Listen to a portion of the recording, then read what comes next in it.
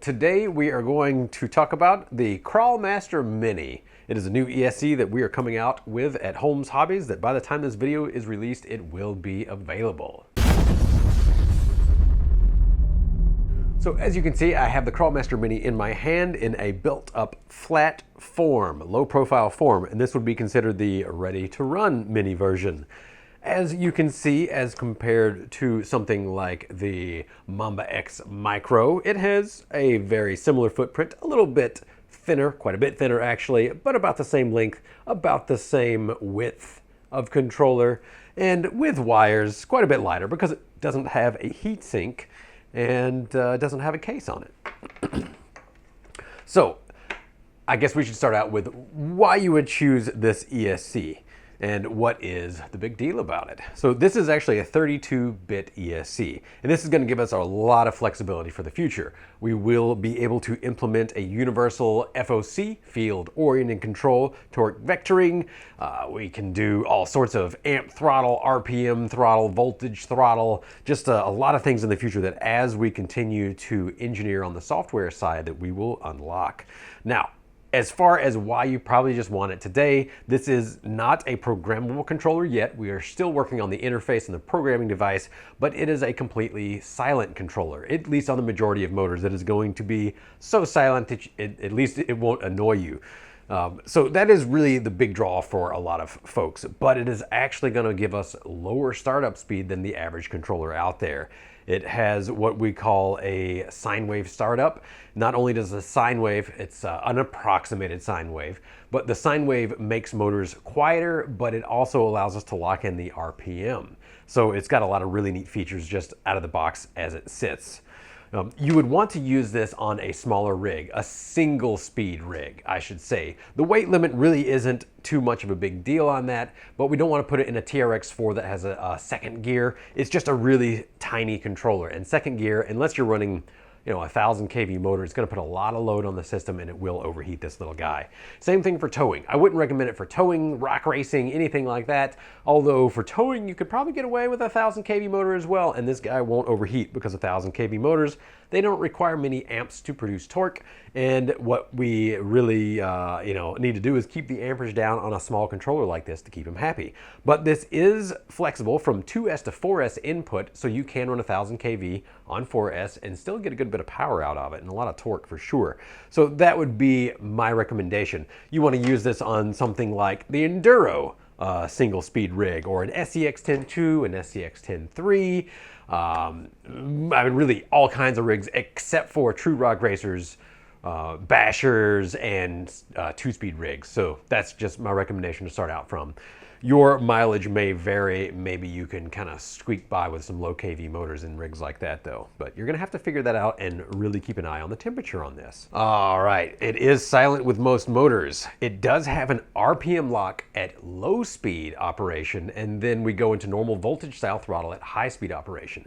What this gives you is a velocity loop feel at low speed, and if you're familiar with the axe, if you like the way that the axe drives, then it gives you that RPM lock. So it just keeps chugging and it keeps chugging, and you come up to a load and it just keeps chugging on through. But when you get a little bit faster, it's about 10% throttle or so, it depends on the kV of the motor, it actually goes into a regular voltage mode, and that actually will help you out where you won't be able to get it bound up and then it just tries to power through. When you get into voltage mode, and the slightly faster speeds are when you really need that load modulation, it will give you feedback. You won't get the audible feedback on this, but you will see your tires fold.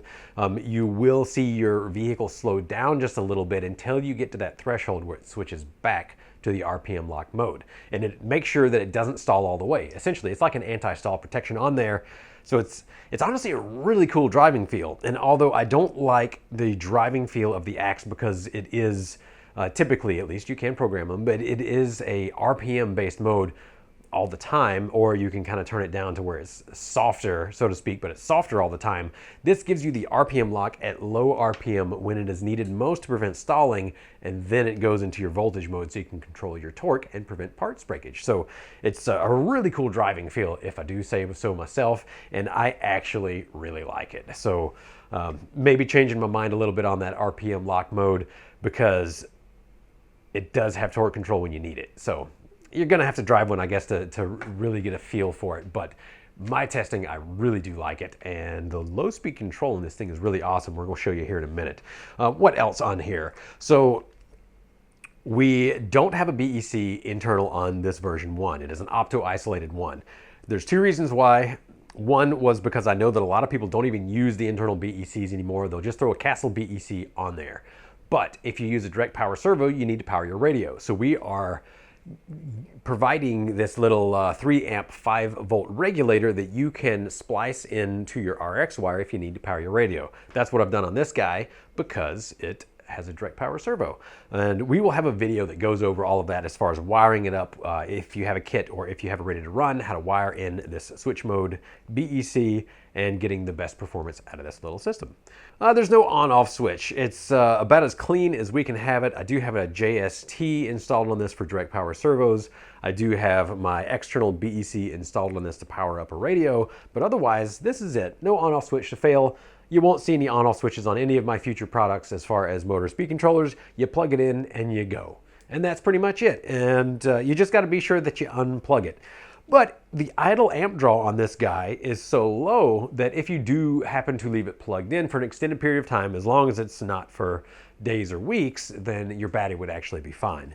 Because it's not that amp hungry when it's not running. So, and just to give you a comparison, here's the new Copperhead 10 that came out. And of course, much smaller size on that, far, far thinner. And the reason why I came out with a Mini first is because there's a lot of places where you need something that's very thin. Maybe you have a scale interior. Maybe you have a competition rig where your space is very tight. And there's a lot of ESCs available that are large these days. There's a lot of ESCs available for the general crawling market. So I wanted to start with something that you enthusiasts would probably enjoy as much as I do. So let's just give you a little preview of how this thing runs. If you're familiar with systems of today, the Castle Creations systems, then you will know what we are comparing against here. All right, and we should be armed. So we have SHV 800 being powered direct, just about as much power and torque as we need. And then we've got, this is a 2500 kV of the revolver snub nose size. And this is the 14 pole version.